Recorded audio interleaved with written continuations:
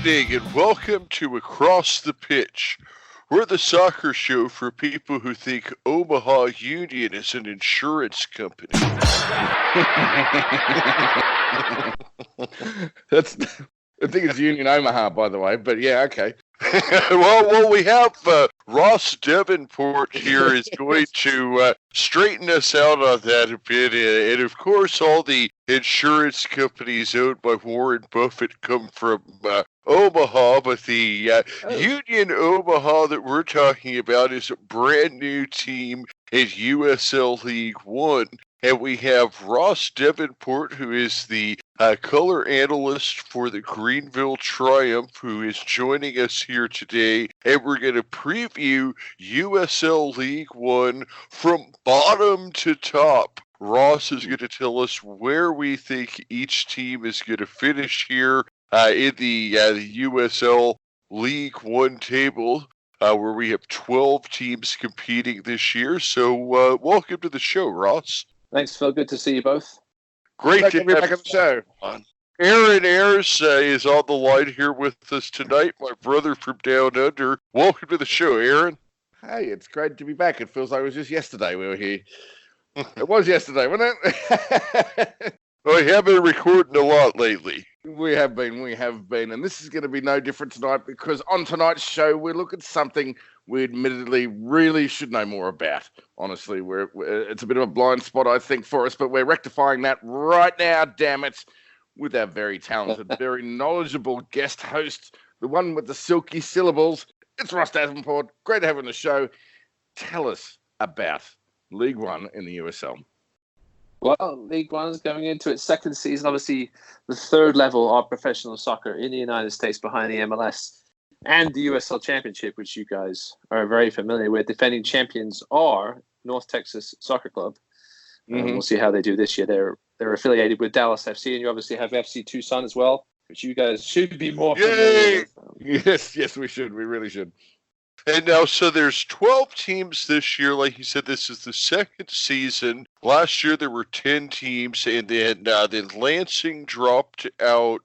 And then there's 3 new teams, one of which is Omaha, who we mentioned in the opener. And who are the other 2 new teams that are in the league this year? Well, the other 2 teams is just about 20 minutes from my house. That'll be Fort Lauderdale Club Football, or CF, however you want to say it. So they are affiliated. They only just got a name about 3 or 4 weeks ago. Everything's sort of a little late and delayed with this Beckham franchise, unfortunately.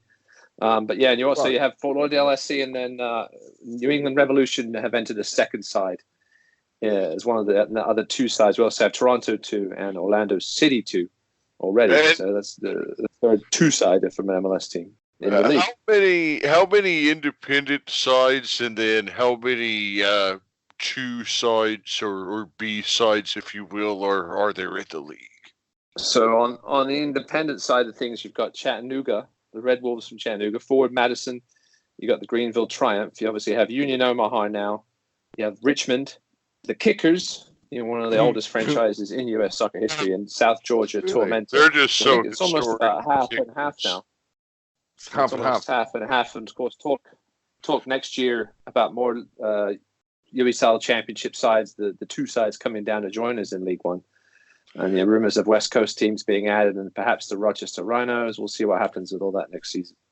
There isn't any West Coast, well, apart from Tucson, I guess, but there isn't any other West Coast sides, which is really interesting.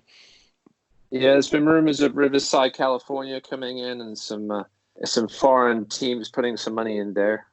Yeah, we'll see. They definitely need some help out there, Tucson. They've got a lot of travel.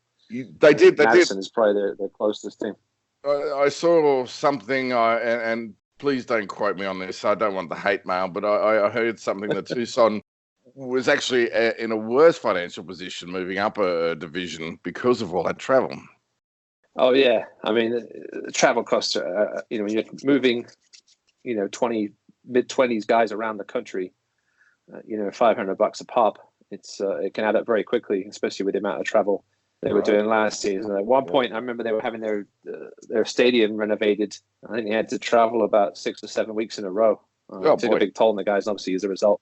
They missed the playoffs. And now they got a new general manager in there, which we may talk Okay. So we have you got your notes ready, Ross? Because you've got a very avid listener. I do. Or two in us. Well, before we jump into that, I did want to ask you one quick question about the Rochester Rhinos. Now, I had heard at one point that they were going to try to get in this year, and now I see that didn't happen, and now they're talking about next year. What's the story with them? Do you think that we're going to see the Rhinos back at some point?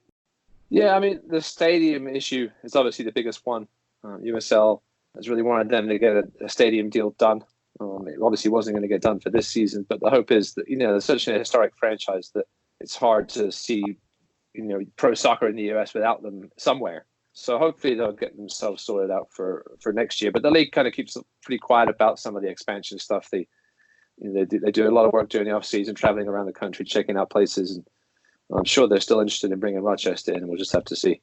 And just to give an idea of who Rochester Rhinos are and how historic they are, they're actually the last non-MLS team that ever won the U.S. Open Cup. The Richmond Kickers, who you mentioned earlier, they've been around since 1993, and they're the oldest continuously operating team. And the interesting thing about the Kickers, they were actually in the USL Championship, or what was the precursor to the USL Championship 2 years ago, and then dropped down to League One, which is an interesting thing because for everybody that makes the case for pro-rel in the US, there's actually some teams that don't want to be promoted for financial reasons, like the Kickers, aren't there, Ross? Yeah, for sure. I mean, the Kickers have that rabid fan base. One of the best stadiums in League One was City Stadium. It's old, but it has a great atmosphere, and the guys in red always show up there to cheer on their boys. And yeah, I mean, pro-rel, it's a difficult one because of the amount of money these teams put in. But I think USL will get there, I'm going to say 2 or 3 years down the road. Ooh, I like that. Bold prediction. Can I just say, the Richmond Kickers really does sound like a team that was born in the 90s. I'm sorry. And the logo. The pinball logo, but they do have a rabid fan base, like you said. They do, yeah. It'd be great to see them compete this year with a new coach, Darren Sawatsky, from your neck of the woods there in Tucson. Oh, okay. Very cool. Right, how are we going to do this thing? Well, my thought was what we're going to do here is there's the 12 teams, so I wanted to start at the bottom and go to the top, and then we were going to give Ross 90 seconds, and Aaron, if you want to grab your timer, I'm going to have you run the timer, because that's usually you're the timer man when we do these type of things. And I love it. But so we're going to let Ross... For 90 seconds to give us an idea of why he thinks each team will finish where he has them slotted, and then we'll give him 90 seconds of reaction and then move on to the next team. Ooh, it's going to be tight. I think we can do it, lads. On with the show. All right, Ross, who do you have at the getting the wooden spoon? Well, as many of these sort of two sides haven't filled out their rosters yet, it's a little difficult, but I'm going to go with New England Revolution 2 in the basement. Obviously, their parent club hasn't done so well over the last 10 years or so. They've signed a couple of guys from Loudoun United, who we just talked about, and a few college kids, but their roster is definitely not filled out yet. They've got a new coach in Clint P, but he's only coached at the college level, some USA youth teams. He was an assistant at NCFC recently. They're going to play at the Monster Gillette Stadium, so home field advantage is pretty much going to be negated by the size of that facility. Obviously, they'll certainly get some help from the parent club, you would have to think, as the season goes along. We haven't exactly seen, obviously the MLS teams have finalized their rosters, but they haven't sort of decided yet which players are going to go on loan elsewhere and which ones are going to get sent down to the likes of the Revs too. So they do have an interesting signing from Botafogo, one of the best Brazilian sides, their U20 side, a gentleman named Lucas Maciel Felix. So a little bit of soccer history behind him, obviously playing in Brazil, top level down there. But yeah, I see the Revs propping up the bottom of the table to start things off here in their first season in League One. Okay, no need for the timer on that one there. It really does speak volumes, really, doesn't it, about that New England franchise. Most of the two teams, although there are a smattering or two in here, most of the two teams are in the USL Championship. They're not really sort of extending himself with this, are they? No, I mean, the success of League Two sides varies greatly. Obviously, Red Bulls too, have been a force in the USL Championship, and they're perhaps one of the ones that may stay up next year. But then you've got the likes of Tacoma Defiance now, and then Los Dos that haven't fared as well. So yeah, we'll have to see how the Revs do, but they're a bit of an unknown at the moment, which is why I have them down the bottom. Well, fair enough. It is that the Tacoma Defiance has struggled, even though their parent club has been so strong. Yeah, it's a strange one. I mean, I'm glad they kind of got their own identity.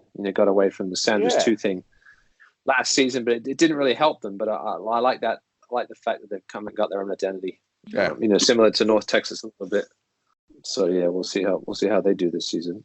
Yeah, I thought that was a good move from Seattle or S2 to rebrand themselves as Tacoma. But you're right, they did stink a little bit, didn't they? If you've been to Tacoma, they've got a bit of an aroma problem up there. I think I've said that joke before, but anyway. All right, so that was New England 2. Who have we got next, Ross? Well, next in 11th spot, I have the team that finished in dead last year in 10th place. It's one of the 5 new coaches this season, and that'll be at Orlando City B. They struggled mightily to start the season and to finish. They didn't win a game till their 9th game of the season, and then they only won one of their final 17 last year. They finished with 4 wins and 20 losses last year. They made some changes coming into this year. They fired their coach, Fernando de Arguila, in the middle of last season, but bring in Marcelo Nevelev, who's a former New England Revolution's assistant Argentinian with some South Florida connections. A lot of other changes as well. They're moving to a new stadium, which is the Orlando City, their brand new training facility at Osceola Heritage Park. A couple of key guys. We haven't, like most of the B sides, their roster still hasn't sort of filled out yet. A couple of the 3 returners, though, that I want to focus on. Austin Amer is a solid contributor. Kobiose Wusu, an impressive guy, young guy in the midfield, can also play out up front. And Tresor Mbuyu was somebody that really impressed me last year. He didn't get on the score sheet as much, but yeah, OCB, is still one of those teams that we're not sure exactly what they've got. Obviously, North Texas SC being the most successful B team so far in League One history, but OCB have got a ways to go. So now you said that last year they got off to a real slow start, and they never quite picked it up. But then he also said that they're returning some players. So were they kind of one of those teams where they kept their 3 best guys and just flipped over the rest of the roster, is what it sounds like? Yeah, that's about right. I mean, a lot of these B-side, these players just kind of wait to see what other options they have out there. We'll talk about Patrick Bunk Anderson in a minute. He's trialing with Pittsburgh right now, but he may end up with Toronto too again if he doesn't, find himself on the USL Championship side. His teams, they're just waiting to see what players sort of don't make the championship squads, and then the League Ones, a lot of League One sides will snap them up. What would be an average amount of players that a League One side would return from a season before? I imagine it's quite a bit less than the championship. Oh, man. Yeah, I mean, it's certainly varied. I mean, Greenville, I think, have the highest amount, especially of starters returning for this season. A lot of we have 5 new coaches, as we said, so that makes obviously a big difference as well. I mean, Darren Sawatsky, although Richmond was a strange one, they re-signed a bunch of players and then brought in Sawatsky after that. Whether he had a say in some of those is when we'll probably never know. But I mean, I think Greenville have probably brought back almost, I would say, probably 5-6 of their roster. They've only lost, I would say, 4. 3 went, 3 have gone elsewhere, have gone to USL Championship sides, and I mean, they're the key starters. I mean, I'm talking. There was a bunch of guys we didn't bring back. Most of these guys are on sort of 1-year deals with an option. So yeah, you'll see a lot of movement. I would say on average, probably 35% of the rosters returning on average. I would say to 40%. Wow. Just because of the low wages and a lot of these players. I wouldn't have thought. Yeah, you find better wages elsewhere. But yeah, the Greenville. Yeah, most of the teams are composed of 16 to 18 quality players, and then the rest of the roster just sort of filled in with role players that may play here and there. But similar to the MLR, really. I mean, all right, that's it. That was our 90 seconds of fun there. You bet off that bell. Hey, well, I just haven't had my 2 cents worth here, so I'm interjecting. Damn it! Well, it's going to be hard in the coaching roster to have that sort of turnover in players. It's isn't it? Especially with the two sides that on a weekly basis, you never really know who you're going to have, who the parent team is going to send down. That varies on a weekly basis. I think that's part of the reason that Darren Sawatsky may have gone from Tucson to Richmond. He wasn't actually fired by Tucson. He ended up going over there. I think he was just let go, and he was gone down to a team, the independent side. He doesn't have to worry about who he has. He expressed that on a conference call to us last year.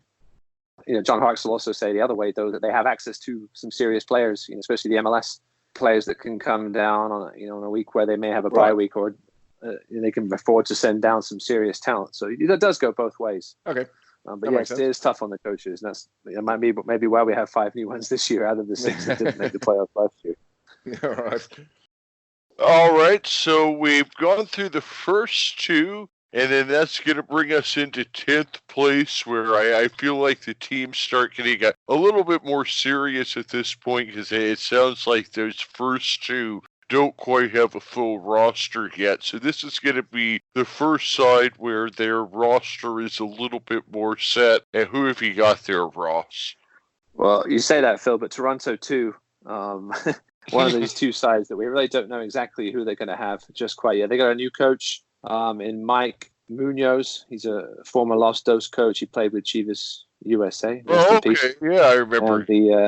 And the Galaxy. He replaced Mike Rabasca last year. Unfortunately, I think they're still playing on the same field, which led to, they don't have lights there, so it led to a lot of early games last season with some strange start times. But they're right about 500. Well, I would say 500, 300. They won 9, lost 10, and drew 9 last season. They finished in 7th place. With a key player for them, you guys should, anybody that's not a big fan of League One should keep an eye on this guy in the future. Jordan Perusa, striker for Toronto too. He had 17 goals last season. Only 19 years old. Definitely want probably the best sniper finisher in the league. Just a true striker. He's got height. He's got pace. He's coming off the wing too if need be. And he's one to definitely keep an eye on for the future, especially any Canadian fans out there. He should be making an impact at some point soon.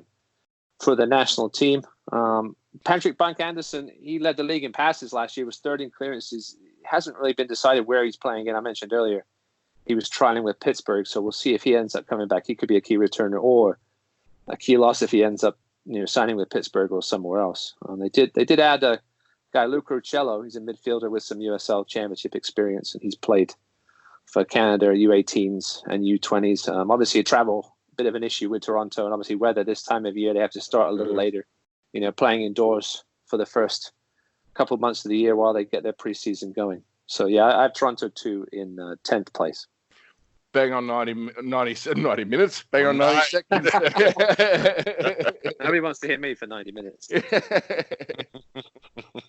Yeah, I mean, looking at the standings from last year, I see that they had 36 points, which so just to kind of give a little bit of an idea of where the standings were last year, Orlando City was dead last, which is 16 points. And then the Richmond Kickers had twice that, 32 points in 9th. So Orlando City was just terrible compared to everybody else. And then you had Richmond, Tucson, and Toronto kind of grouped in there with the next 3. So I kind of have a feeling who might be coming up in 9th. And let's see if I have this one right. Who have you got it in 9th, Ross?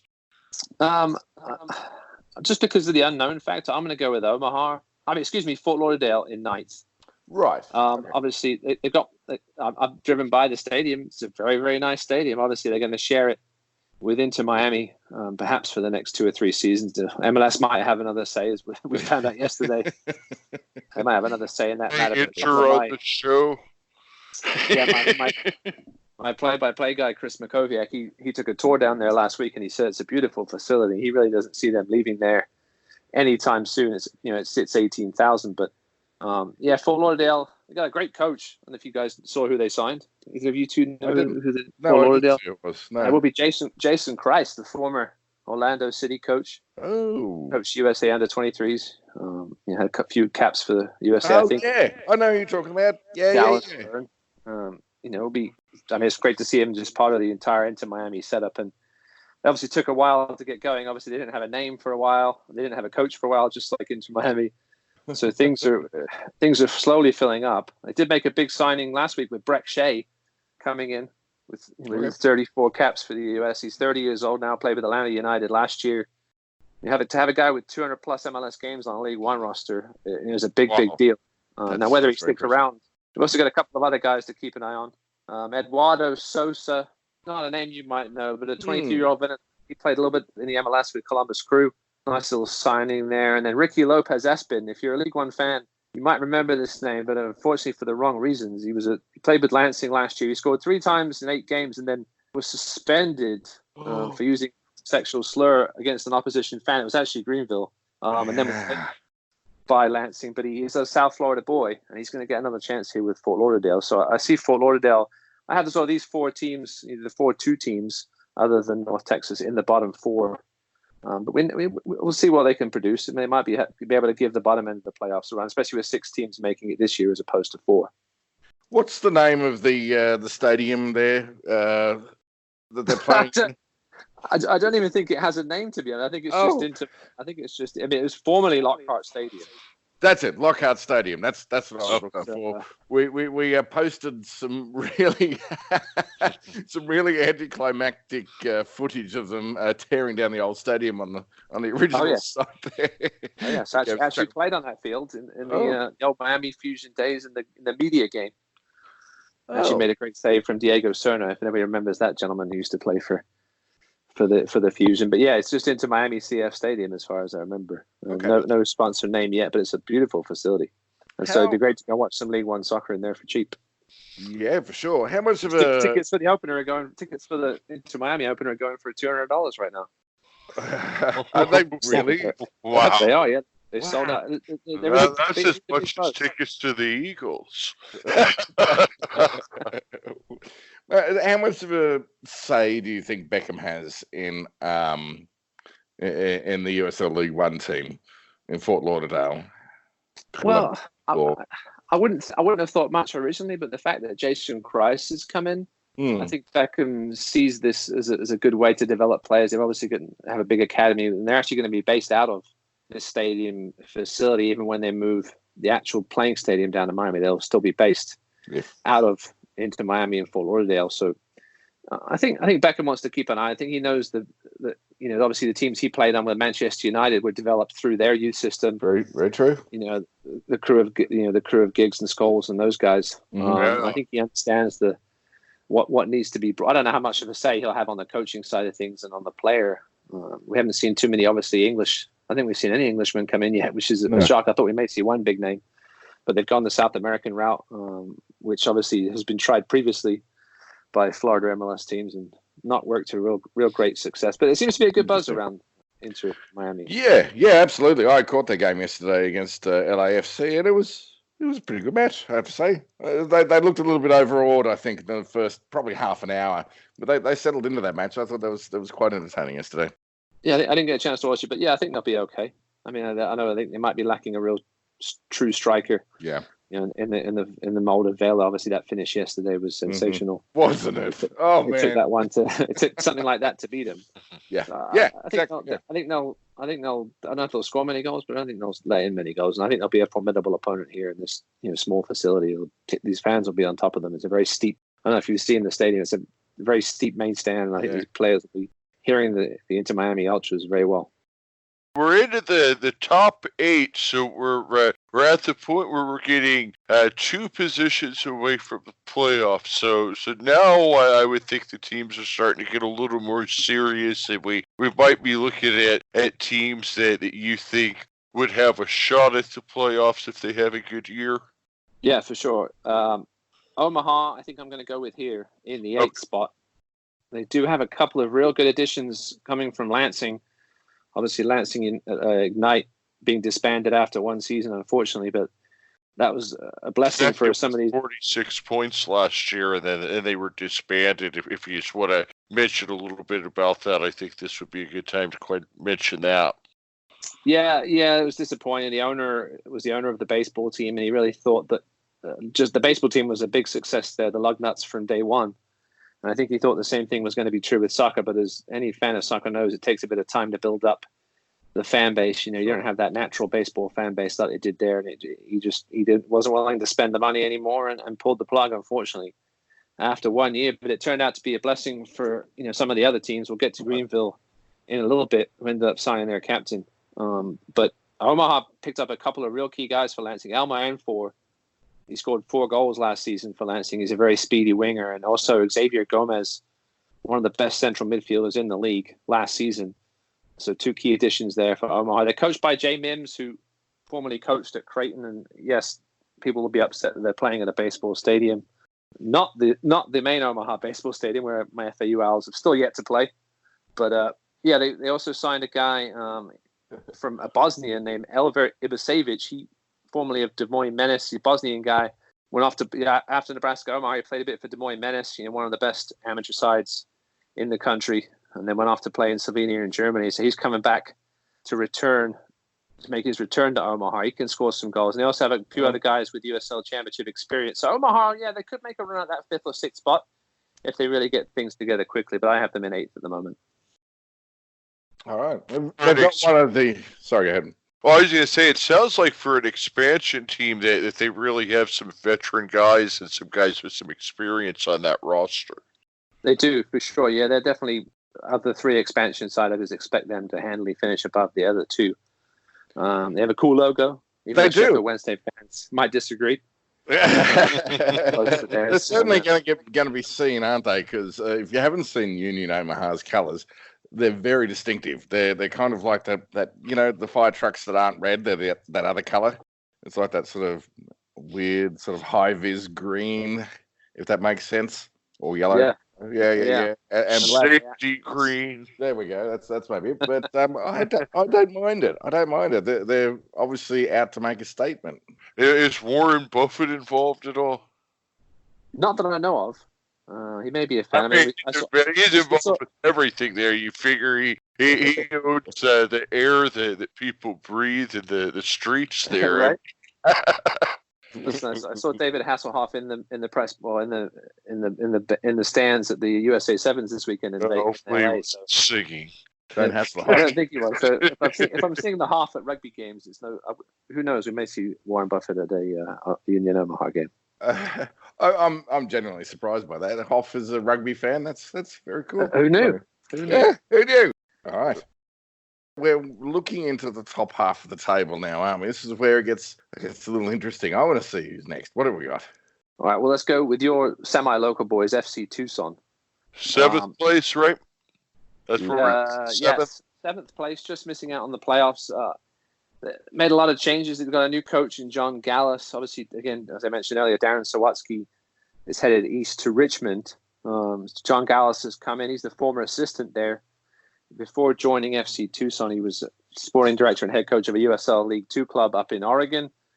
He also spent some time as an assistant coach with Villarreal B, so that's some valuable experience there. But again, last season they were very inconsistent. They let in a lot of goals, only kept 5 clean sheets. But again, Darren Sawatsky was dealing with guys coming up and down from Phoenix, especially at the start of the season. He started the season with a couple of real studs and then lost them as the year went on. They only had back-to-back wins 1 time last season. But they made the biggest splash in the offseason. That was hiring Amanda Powers. I don't know if you guys heard about this in January. Only the 2nd female president of a soccer team in U.S. men's professional history.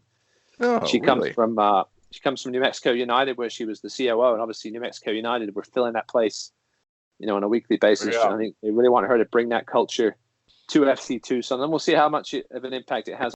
Charlie Dennis, Englishman, coming in from Tormenta. He's a real playmaker. I think was in the top 3 in the league in chances created last year. We got Jonathan Caparelli, who played a bunch of games for Chattanooga at the back, so that may help shore up the defense a little bit. And they picked up a couple of MLS Super Draft picks from this recent draft. Shaq Adams out of Florida Gulf Coast, super fast guy, and Manu Ferriol, who was a stud at James Madison, a native of Spain. They did lose 3 key members, though. Devin Jamga one of the quickest players in the league, a winger. He's gone, as well as Kyle Venter. He's off to Richmond, and Jamal Cox to Madison. So a little bit of unknown with this FC Tucson team, but I'm liking where they're going. They were close at times last year. They weren't far off the playoffs, in the sort of the third quarter of the season, and fell back a little bit. But I think they have a chance to jump up and get close this year with that extra 2 spots available. Right on. It's interesting you mention, and I've already forgotten a name because I'm terrible at names, coming across from New Mexico United, the COO, was it? Yes, Amanda Powers. Amanda Powers, all right, remember that name. There seems to be, despite the on-the-surface antagonism between, Arizona clubs and New Mexico clubs, there seems to be quite a bit of cooperation. I find that move interesting. Yeah, I think New Mexico just came out the gate so quickly. I think they really needed somebody to come in and change the culture and sort of make them not just, the feeder side for Phoenix Rising. She really wants to fill the stand. She's got a marketing background. I think she'll really help with that side of things as well. I think they want to see a few more fans in the stands. That was a bit of a problem last season at times. They want to get that atmosphere. I think, they also, a couple of the key guys returning. Jordan Jones had 10 goals last season. And Eric Vergen, who Jason, I don't know if you guys listen to, you should try and get into the League One Fun podcast. It's the best League One podcast out there. Jason from League One loves Eric Vergen. Let's do that plug again, Ross. Let's do that plug again. What's that podcast? Yeah, one more time. League One Fun. If you want to check out all the League One stuff, it's with Jason and Ira. They do a great job. And yeah, Eric Vergen, he's got another New Mexico connection. He played 1 year at New Mexico before turning pro, and he could be a big impact guy for them this year at Tucson. So yeah, there's another New Mexico connection there. People want to stay in the Southwest, I guess. You guys seem to like it. Yeah. Your wife's from there as well, we know. Yes. All right. Okay. Now we're getting into the playoff teams will be where we're starting at now. Now we're into the teams that you think will be fighting for the USL League One title this year. Yeah, we're going to start off here in 6th place with those Richmond Kickers. Again, now coached by your former FC Tucson boy, Darren Sawatsky. He's a very interesting character, Darren. If you ever listen to some of his interviews, he's a very intense character. He'll tell you how it is. I remember last year, one game before they played, I think it was before they played us, he was talking about Toronto's field and how bad it was. And he used some very interesting words to describe that field. But they had David Bulow last year, a very technical coach. I think perhaps an overthinker, just didn't get it done in League One. They finished 9th last year, 9 wins, 14 losses, 5 draws. They started off okay, had a real rough patch May and June. They went winless in 8. They tried to give it a go in August. They were sort of hanging around. They still had a chance at the end of the season, but it was just a little too late. They only scored 26 goals in the 28 games, which is obviously their real problem. They've added 11 new players this year, so a bunch of them did come in before Darren Sawatsky got there. A couple of key guys to keep an eye on for them. Akira Fitzgerald, one of the best ball-playing goalkeepers in the league, great with his feet. He was 2nd in saves last year in League One. Not the tallest guy in the world, but makes some spectacular saves. And Wahab Akwe, I don't think he'll last any more than this season in League One. One of the best centre-backs last year in the league. He led 5th in League One clearances. And they've added a few decent players. Ian Antley, who's the brother of Connor Antley, the former Tormenta centre-back who got, promoted to Indy 11. He got bumped up. I think he was the first League One player to get signed by the USL Championship side.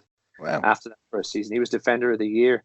They brought in Kyle Venter, who led FC Tucson in minutes last year, another solid defender. And they do have a former Phoenix Rising boy they've brought in, Devante Dubose. He had some experience there and some experience with the OKC Energy. And brought in an Argentinian, Emiliano Terzaghi, a 30-year-old Argentinian. The USL Championship sides have obviously relied on some older Argentinians over the years, especially Charlotte. And they do have one key loss, though. Joe Gallardo, one of the most creative midfielders in the league. Didn't like to pass the ball too much, but scored one of the best goals of the season last year. He got picked up by Real Monarchs, so he'll jump up. Oh.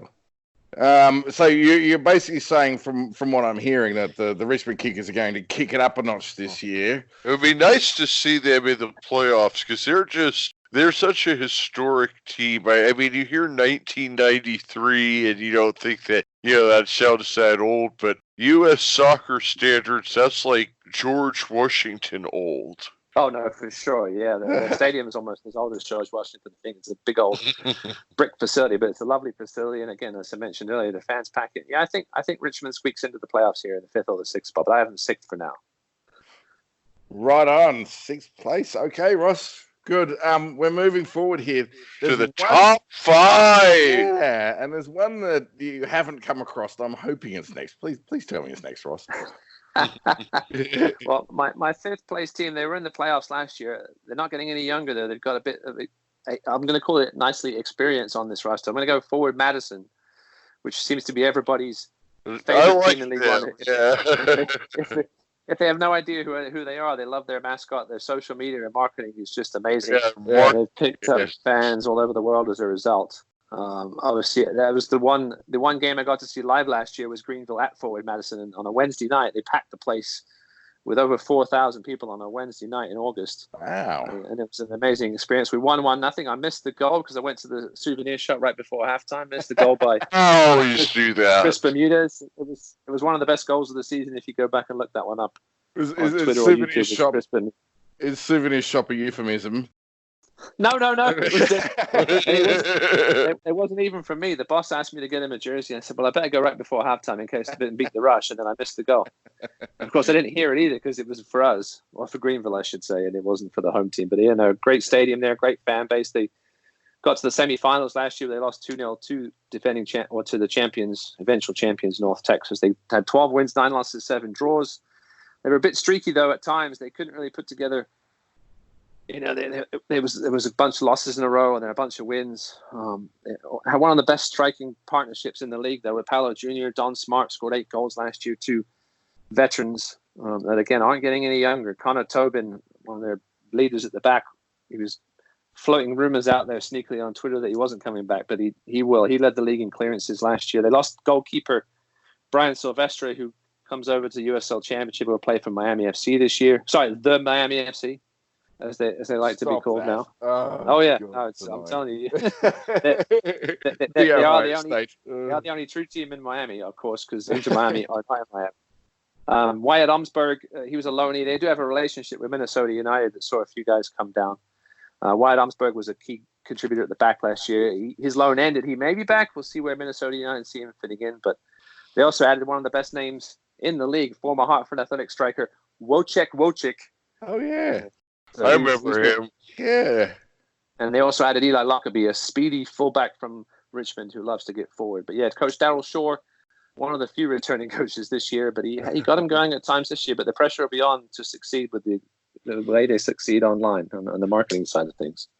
I've got to say their marketing is, and I hate to use this, but I'm going to, and it's totally pun intended. The marketing is very forward, isn't it? I mean, even from the name, it's like that's what we're going to do. We're going to go forward, and they're very pastel colours. They're pink and baby blue, and flamingo, is it? It is. It is. Yeah. If you're a fan of Forward Madison, you're a flamingo. I ended up buying my daughter a flamingo, and that tells you how much I enjoy their social stuff. But yeah, no, they just got to live up to it on the field. They got to the semis last year, as I said, but maybe the championship game would be a good one if Darryl Shore can keep things going. To me, it's a good thing for soccer in this country to have clubs like that bring attention to that, like you said, on a global scale, where they have fans all around the world. They're kind of one of those big little teams like Accrington Stanley, where they're in the 3rd tier, but people know about them in Brazil or South Korea or wherever it may be, just for whatever reason. And for them, it's just like you said, their marketing is just phenomenal. They've taken a page from every minor league baseball team in history.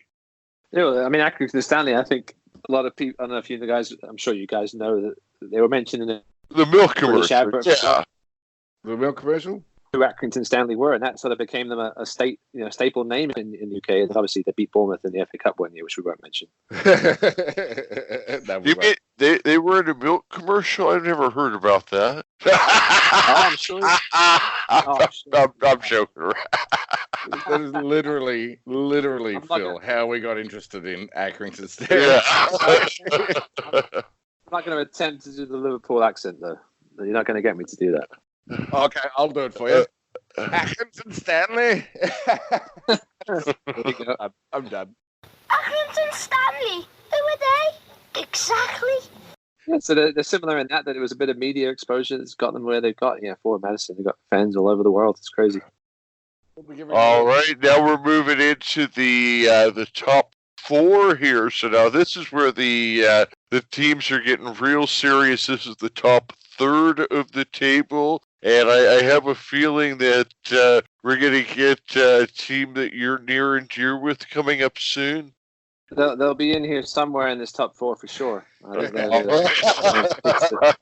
think everybody has them in the playoffs this year as far as they got. We'll get to them in a minute. In fourth place, I'm going to have the team that just missed out. Sorry, mate. I was cutting you off. Go ahead. Go on. I was saying in fourth place, I'm going to have the team that just missed out on the playoffs last year. They finished fifth, 3 points out. That's the Chattanooga Red Wolves. Okay. They had their moments last year. They came in with a solid roster. Ayman Zayed, Stephen Beater, we'll get to them in a second, but they had 10 wins, 8 losses, and 10 draws.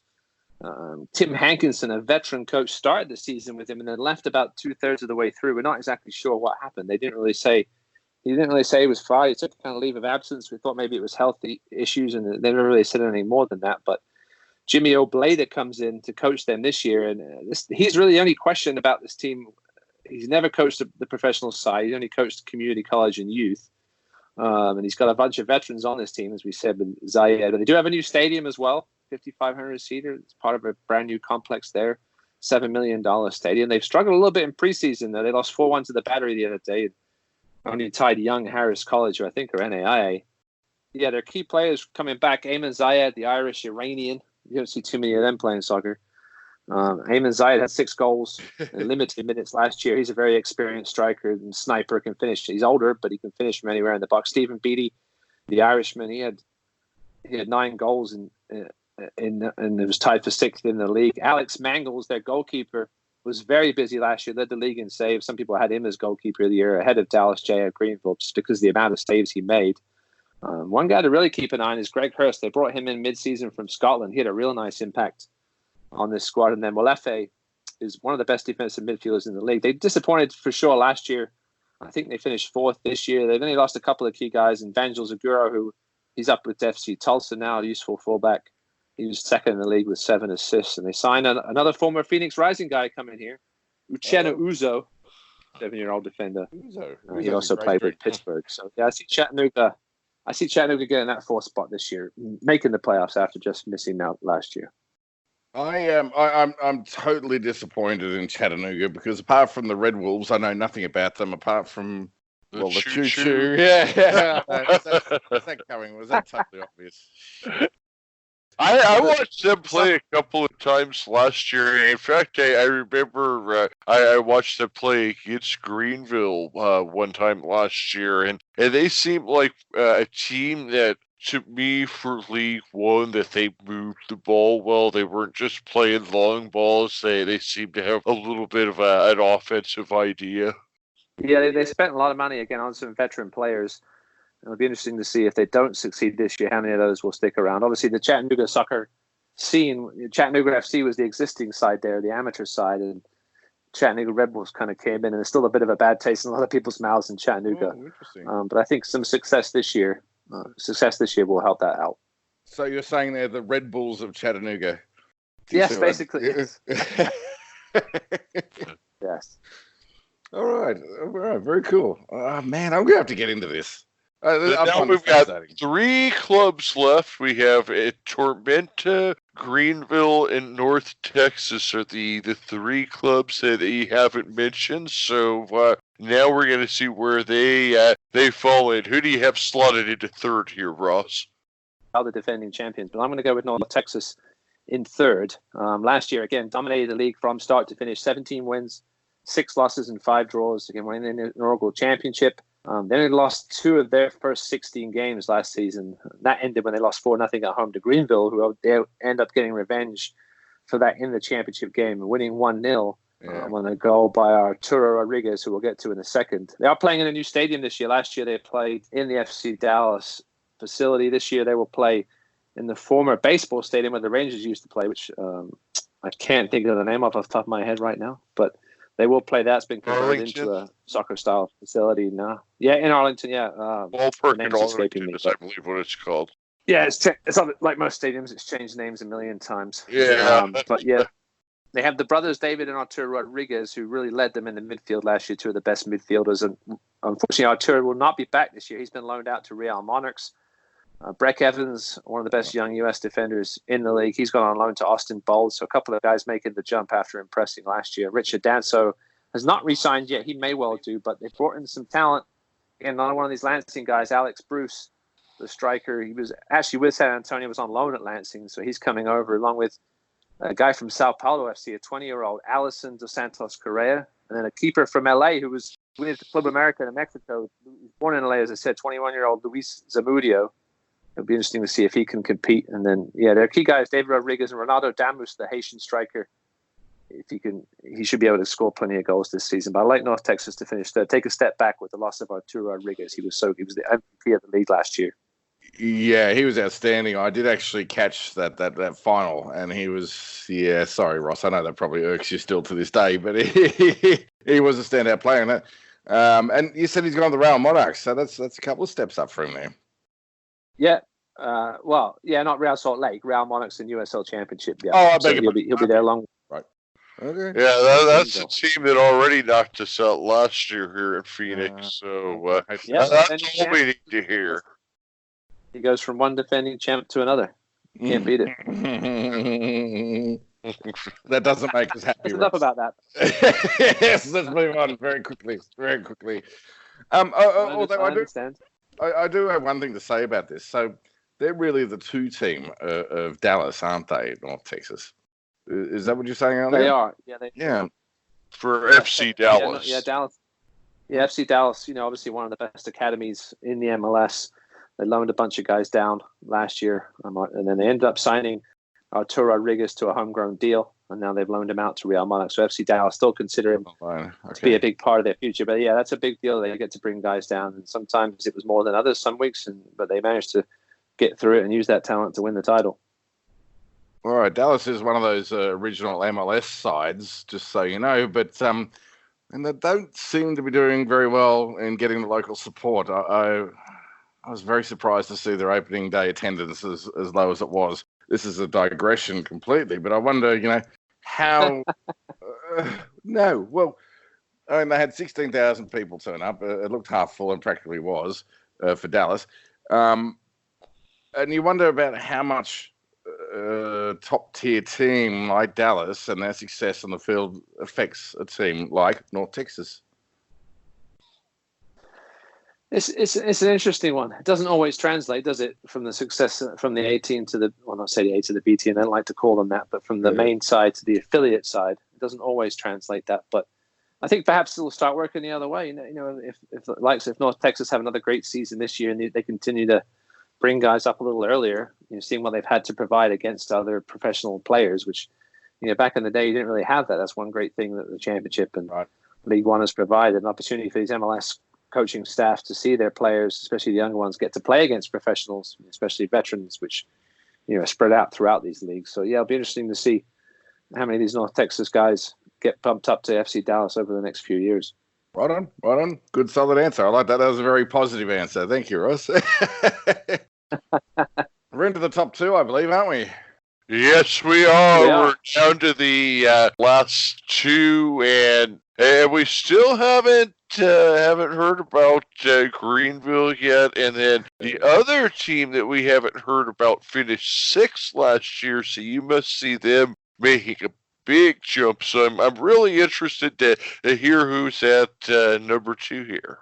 Well, number two, I'm going to go with that team, South Georgia Tormenta. They got off to a great start last season. Those of you who follow League One will have seen they were up in the top three for most of the first half of the season. They only lost 3 of their first 17 games, and then, really unfortunately, they got hit with a bunch of injuries.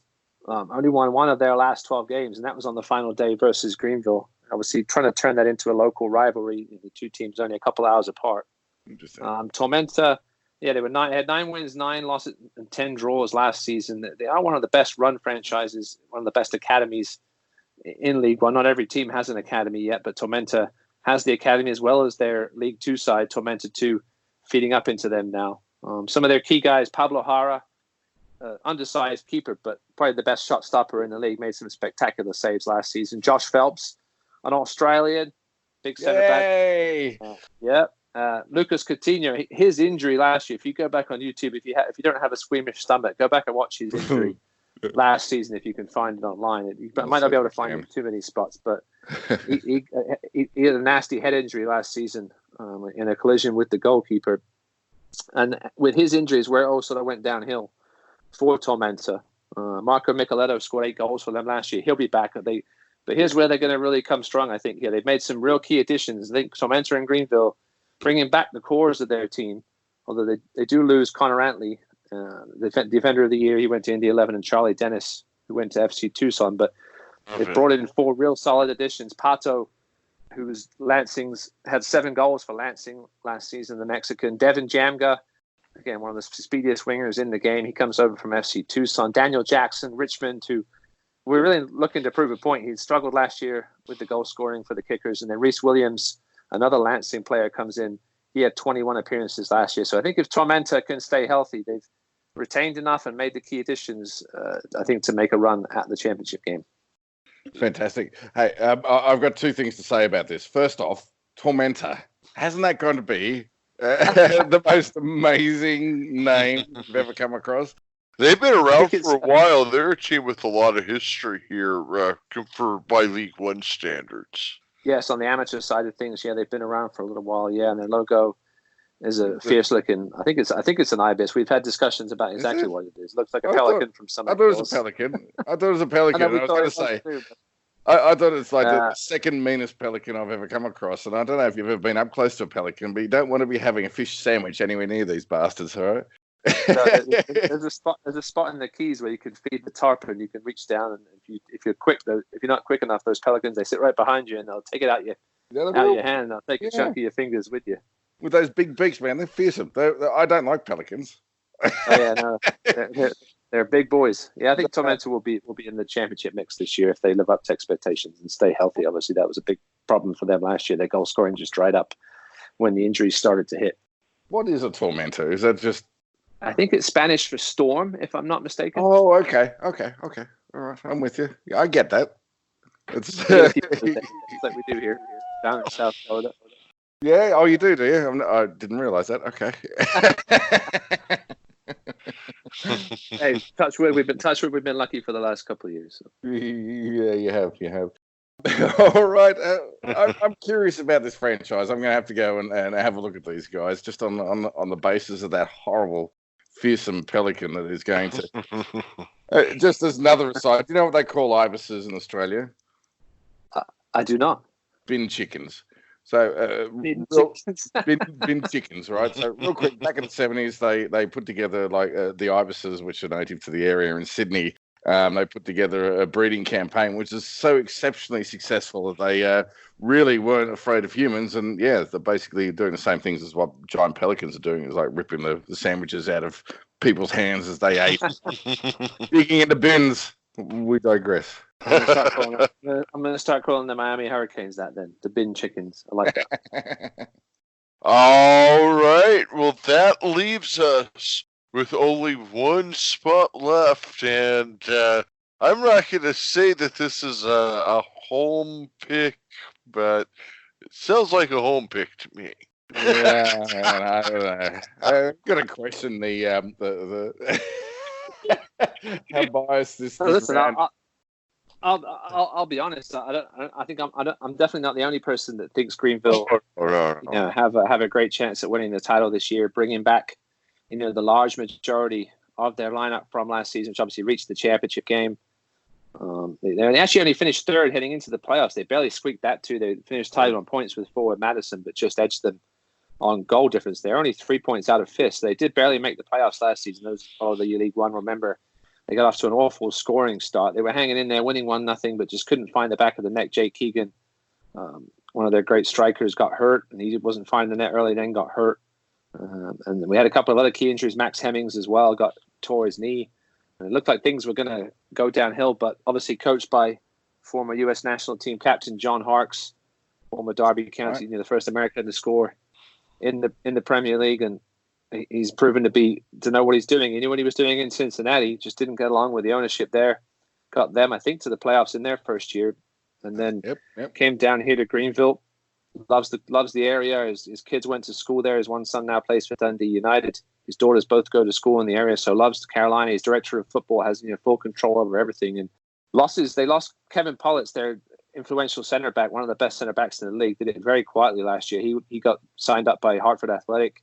Chris Bermudez, very good young winger, again scored that goal up in Madison to win. That was a massive game that really turned around their season. That goal. He's gone off to Real Monarchs, and then unfortunately a few weeks ago, Cole Seiler was the real heart of this team, a local kid from South Carolina. He retired from soccer at the age of 26. No real explanation as to why, but he's going to be a big loss for this team. But they did bring in the key additions. Brandon Fricky, the Lansing captain, comes into center back and will slot right into that Kevin Follett spot. They had the best defense in the league last year.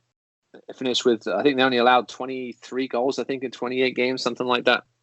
Obviously, the heart of that was Dallas J in goal for Greenville, the Guam international. For those interested he had a couple of big long trips last year. Only missed one game, I think, due to travel with Guam. Tyler Polak, a veteran left back with USL Championship experience, and then Omar Mohammed on the wing, another key returner for them. Actually, he has a relative that will be joining him this year. He'll play on the back line. And they lost in the final. North Texas 1-0 on that goal by Arturo Rodriguez. One of the best coach teams in the league, John Harkes. They don't get much better than John Harkes when it comes to coaching. Super nice guy to talk to each week, and I just think Greenville have brought back the real core of this team. They really only lose 3 starters. When Bermudez started on and off, he wasn't always in the starting lineup, so really only lose 2 starters in Pollitt and Seiler, and bring in Fricky and also Alex Morel, who ironically scored the first goal in USL League One history, and that was against Greenville in the first game of the season. So he jumps in as well to provide some depth on the offensive side of things. But I think the majority opinion is that Greenville have enough to just about get above North Texas this season and Tormentor as well. Well, I think I'm ringing the bells here now. I was to say, I think that you've made a believer out of me, and just to interrupt everything here, wow, you have just run, and we've been on the line here for about an hour. You have just run through the league, and I know more about this league in an hour than I could have learned by reading 15 magazines. Take a bow, Ross. That was incredible. Listen, when I get invited onto the Stellar podcast, I'll try to do the best job I can. Oh, mate, you have no idea how much we appreciate the effort you put into this. That's incredible. Can I just say, though, going back to Greenville Triumph, because I believe I have 90 seconds to retort. Sure. But I don't have anything to retort about. This is a very... I like this club. They've got ambition. Do you know what I mean? They're only 2 years old. Am I correct in saying that? This is their second season, yeah. They were founded in March 2018. So they have season, yeah. All right, and they have incredible support, I've seen, and they've got ambitions to build a new stadium, if I'm reading that correctly. Yeah, I think it's down the road. Listen, the Reedy River Riot is one of the best supporters clubs in. They're very good ownership. There's a very nice club, and they're bigger. Obviously their second year. They're I'm not sure how close the stadium is. They have a nice little facility there at Legacy Early. On the turf, you can sit 4,000. They're one of the best ownerships groups in the league. Joe Irwin has really led a community effort with this team. They really want to be heavily involved in the community. John Harkes, that's the first thing they always talk about, is being involved with the community in the upstate area. And they've done some good things on the marketing side of things. They brought in $10 tickets last year, which really helped fill up the stands. And again, Reedy River Riot, one of the best supporters groups in the country. So they're just doing everything right, which is not every franchise does, as we saw last year with Lansing. Yeah, I did have a question about that, but before I get onto that, I've got to say I agree with you. Greenville in their debut year, getting up into the final, that's sensational. They've kept the core of the group together. I hope they do exceptionally well this year and actually go that one step further. That's fantastic. You made a believer out of me. I want to jump on the winning train before the season starts. So right now I am on the website ordering my Greenville Triumph Together We Triumph scarf. There you go. Good stuff, man. Good stuff. But you said GreenvilleTriumph.com. Oh, plug. There we go. Call us. Yeah. I do actually have a scarf to me last year. Yeah. Say that again, Ross. I said when I went up to the Madison game, that was one thing that was great. I was the only Triumph fan there. And after the game, all the players came and said hi to me, and it was an amazing time. And yeah, Doug Irwin, who's the son of the owner, he's also the vice president. He gave me a scarf, and it was an amazing day. They made me feel like a real part of the team. It's been a pleasure to be there, color announcer for the first season, and I'll be back there again this year with my play-by-play guy Chris McCoviak, and you'll be able to hear us bring all their home games on ESPN Plus again this year. Fantastic. And ESPN Plus are carrying the League One games this year, yeah? Yeah, ESPN just like last year. Carries all the USL games through 2021, right? Yep. Yeah, great deal now. And you can all the League One games you can find on there. We're the only League One team with a 2-man booth with me and Chris. Everybody else just has the 1-man booth at the moment. But I think it was a nice little investment by Greenville. It just brings in that extra emphasis with the analyst as well. So no, it was great fun last year. Might get to do some play-by-play this year as well. Not for Greenville, but here and there. That'll be fun. Maybe for Phoenix Rising. The running joke last season was that before you went on your winning streak, the last game they lost before the streak was at Orange County, and that was the only Phoenix Rising game I've ever done. Okay. And so, of course, I was. There was a running joke that I was the last color analyst to do a Phoenix Rising loss, and of course, that was for quite a long time. But very good. You can stay away. Thankfully, but not for you guys. Yes, no, I'm definitely banned from doing Phoenix Rising games for a while. I was really amazed at just talking about your call. We had a couple of beers in the stands. You watched the Rising game with us, which it was great. That was a great time. It was a really good time, and I'm glad you came to the supporters section with us there for a bit. But you broke this romantic ideal I had of calling games, didn't you? Now, do you remember that conversation? I don't. But, You'll have to remind me. Oh, okay, because I thought this is this glamorous job where you can swan around the country and yourself up into a commentator's booth wherever you might find yourself, whether it be Fort Lauderdale or Miami or wherever. And you'd be calling games from all across the country, but that's not entirely the case, is it now?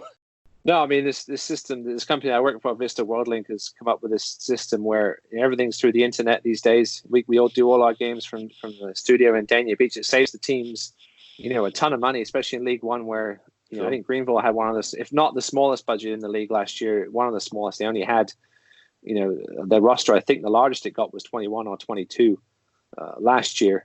And they obviously saved a lot of money using the system, the remote sort of integration, bringing the game in through the internet and zipping it. So as much as I'd love to be in the stands for games, because I don't have to rely at that point on the cameraman, which sometimes it got a lot better last season. Start of the year, camera guys are still getting used to how to film soccer.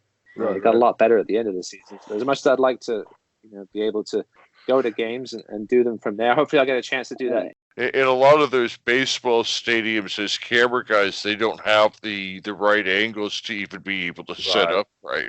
Right. Oh, no, we haven't. Yeah, I mean, even with rugby right now, the team I do commentary for in Major League Rugby, which is Rugby Atlanta, they play at Life University, which is a nice little facility, but it wasn't built to broadcast games from. So thus, the camera side of where we're on is hard to get at great angles. It's AstroTurf field. When the sun shines, the sun just shines right off the field, and it's very difficult depending on whether these places were set up, for broadcasting or not. It makes a big difference for sure. Well, Ross, I have to say I enjoy your calls. I enjoyed your calls when you're doing Phoenix Rising. You do a fabulous job. We can catch you on ESPN Plus. Just $5 a month for ESPN Plus. Everybody should have ESPN Plus. If you care about USL at all, you get every game and the championship and League One, and it would be worth $5 a month just to hear Ross. Cool. I know, it's definitely the best value. It's definitely the best value in sports broadcasting. There's no doubt about it. You get a lot more than just League One, obviously. Right. FA Cup exactly. stuff and a ton of rugby and just a ton of soccer. I just no watched doubt the about it. Arsenal League One. game on there today. Yeah. I saw they won. That was the game that Bournemouth should have been in. But we Yes, won't that's go right. there. That's right. Yeah, no, yeah, I remember you being a bit dirty about that. Ross, I was just going to wrap it up and just say, mate, it's great to have your knowledge on the show. I hope people have learnt a lot about USL League One. I certainly have. I've enjoyed this chat. Thank you very much.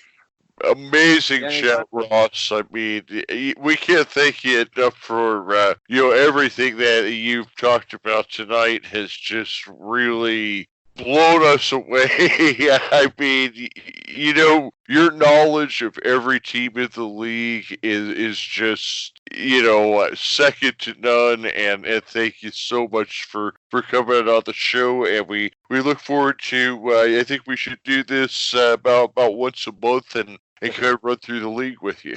For sure, mate. I'd love to give you updates. Season starts March 27th, Friday night. We host the Chattanooga Red Wolves at Legacy Early College, 7 p.m. So, yeah, again, check all that out on ESPN Plus and USLLeague1.com. March 27th. We'll do March it. 27th, Friday night. So, just like 3.5 weeks away and getting things kicking off here.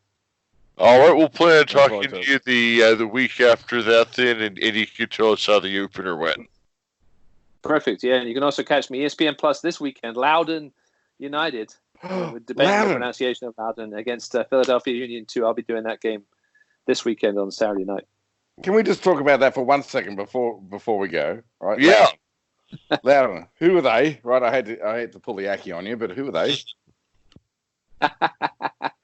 They're a proud USL Championship franchise that everybody should have heard of. Aren't they the number 2 team for Washington? Yes, they're affiliated with DC United. I'm trying to remember. They're out of Leesburg, Virginia. They've only been around just about as long as the Triumph. Yeah. Last year was their first year.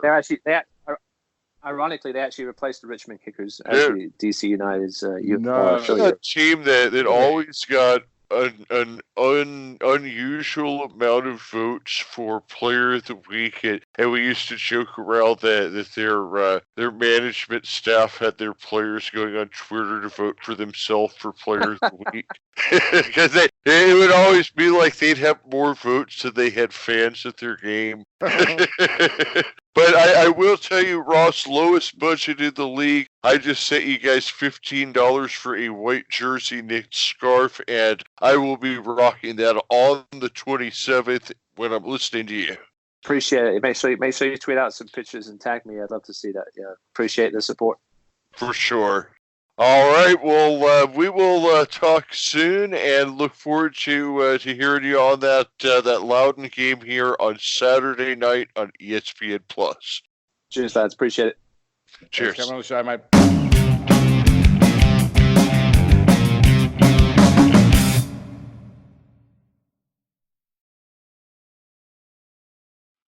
Today's Dream Match is sponsored by Shirts and Giggles, direct-to-garment printing. Direct-to-garment is the future of t-shirts. We design t-shirts, sweatshirts, and hoodies custom-made to order with vivid detail. Find us on Amazon.com or Facebook at T-Shirts and Giggles.